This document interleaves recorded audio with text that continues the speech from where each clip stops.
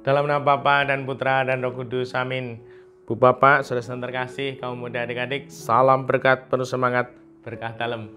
Kembali kita berjumpa dalam renungan harian hari ini Rabu, 16 Agustus 2023. Kita akan mengambil dari Injil Matius bab 18 ayat 15 sampai 20. Sekali peristiwa Yesus bersabda kepada murid-muridnya, "Apabila saudaramu berbuat dosa, tegurlah dia di bawah 4 mata.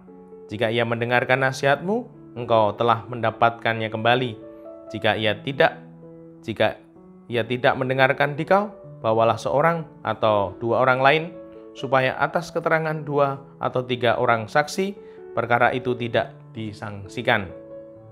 Jika ia tidak mau mendengarkan mereka, sampaikanlah soalnya kepada jemaat.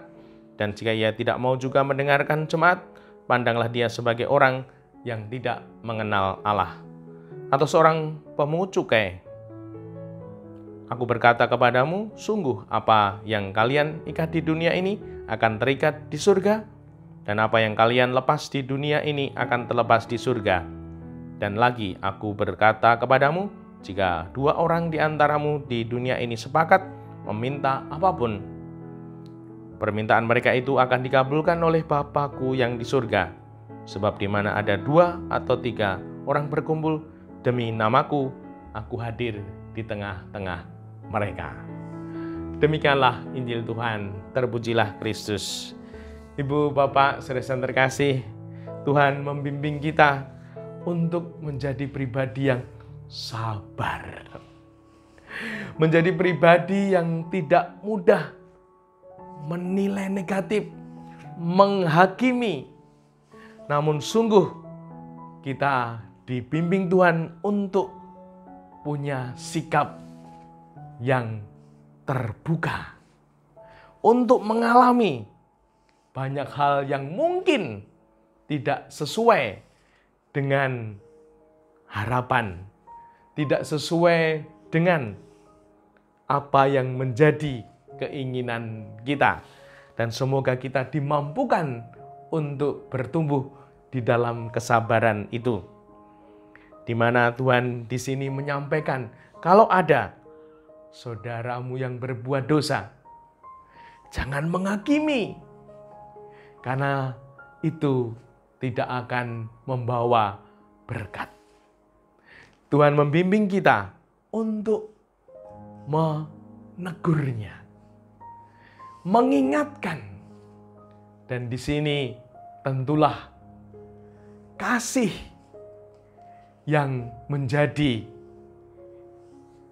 kita mampu untuk menegur dengan kelembutan, dengan kasih sayang, sehingga pribadi yang mendapatkan teguran ini tidak merasa dihakimi, tidak merasa sungguh direndahkan, namun malah merasa ditolong, malah merasa diselamatkan.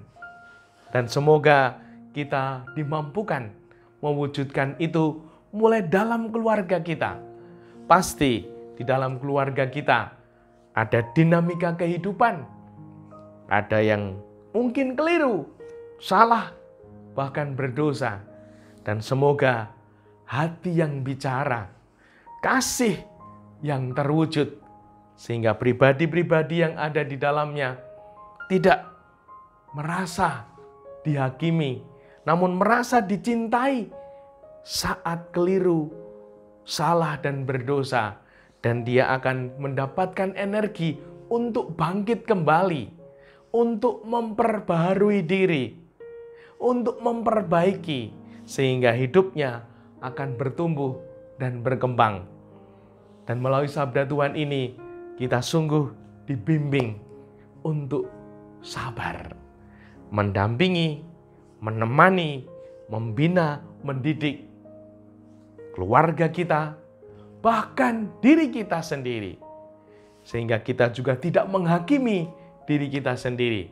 Kalau salah, kita mengaku salah, dan kemudian ingin memperbaiki, ingin membaharui hidup sehingga hidup kita mengalami kebaharuan, bertumbuh di dalam kebaikan. Dan semoga kita sungguh mampu untuk mewujudkan hal ini. Dan Tuhan pun membimbing kita agar semuanya itu diwujudkan dalam semangat yang baik bersama Tuhan. Di mana Tuhan bersabda, di mana ada 2 atau 3 orang berkumpul demi namaku, aku hadir di tengah-tengah mereka. Tidak hanya kasih, tidak hanya sikap sabar dan lembut, namun sikap rohani dibawa dalam doa. Bahkan ini menjadi cara, menjadi langkah untuk kita di dalam mendampingi, menemani keluarga, anak kita. Kalau kita mampu untuk mengajak mereka dalam suasana rohani, dalam ketekunan doa, di mana Tuhan sungguh bersabda, ketika ada yang salah, keliru, diajak bertumbuh dalam iman. Dan di situ Tuhan akan hadir. Tentulah Tuhan akan melimpahkan rahmat, berkat, memberi jalan untuk kita, keluarga kita, bertumbuh sesuai dengan kehendak-Nya. Dan semoga kita dimampukan membawa keluarga sesama kita bertumbuh, bahkan bertumbuh di dalam Tuhan.